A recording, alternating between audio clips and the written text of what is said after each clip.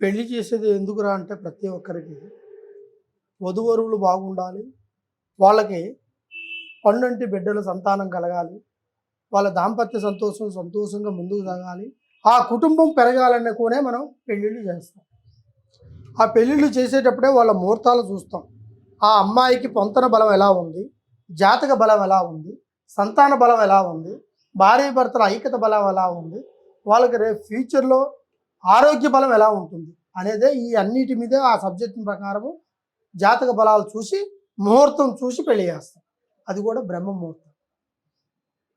తెల్లవారుజామున 2:30, 3 ఆ టైం నుంచే మనకి బ్రహ్మముహూర్తాలు 5:30 దాకా ఉంటాయి. ఈ బ్రహ్మముహూర్త గడియల్లో ఆ పెళ్ళిళ్ళు చేసిన తర్వాత కూడా కొంతమందికి సంతానం కలగకోకుండా ఉండేది చాలా వరకు ఇబ్బంది. అది రెండోది, జాతక బలాల్లో సమస్యలు ఉన్నా కూడా వాటిని కూడా పరిష్కారం చేసుకోకుండా అలాగనే పెళ్లి చేసుకొని కూడా కొన్ని ఇబ్బందులు పడుతుంటారు కొంతమంది ఆరోగ్య సమస్యల్లో గర్భసంచిలో సమస్యలు పెట్టుకోడు కూడా సంతానం కలగకుండా పోవడానికి కొంతమందికి కారణం. అయితే వీటన్నిటికీ ఏందిరా అంటే ముఖ్యంగా సంతానం అనేది చాలా విలువైనది. అది మనం కోరుకున్నప్పుడు వచ్చేది కాదు, మనం వద్దనుకున్నప్పుడు ఆగిపోయేది కాదు.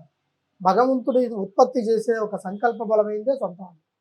ఈ సంతానం గురించి మనము బాగుండాలని, సంతానం కలగాలని ముక్కోటి దేవతలను మనం మొక్కుకుంటూనే ఉంటాం. ఏ దేవుడు కనబడితే ఆ దేవుడి దగ్గర ఆ సంతానం కలిగితే మీ పేరు పెట్టుకుంటాం తల్లి, మీ పేరు పెట్టుకుంటాం స్వామి అనుకొని మన ప్రజలు చాలా దుక్కురికి వెళ్ళి దండాలు పెట్టుకుంటూ తిరుగుతూ పోతుంటారు. కొంతమంది అయితే మా సంతానం అబ్బాయి పుట్టినా అమ్మాయి పుట్టినా మా పెద్దల పేర్లు పెట్టుకుంటాం, మా తాతగారి పేరు పెట్టుకుంటాం, మా అమ్మమ్మ గారి పేరు పెట్టుకుంటాం అనుకొని కొంతమంది కలలు కంటూనే ఉంటారు.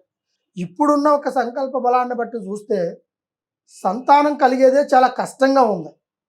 ఎందుకంటే ఇప్పుడున్న ఆరోగ్య సమస్యలకి, ఇప్పుడున్న కొన్ని భార్యాభర్తల మధ్య ఒక సంతోషం అనేది దూరం అయ్యేదానికి సంతానం కలగటం చాలా లేట్ అవుతుంది కొంతమంది.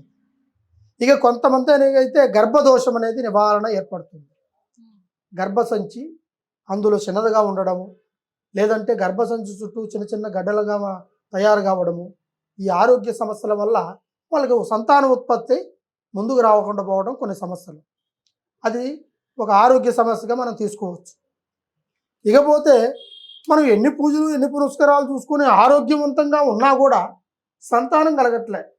పెళ్ళైన 3 సంవత్సరాల వరకే వ్యవధి ప్రతి ఒక్క దంపతులకి. ఆ 3 సంవత్సరాల తర్వాత దాటిందంటే ఏదో ఒక సమస్య ఉన్నట్టుగా మనం గ్రహించాలి.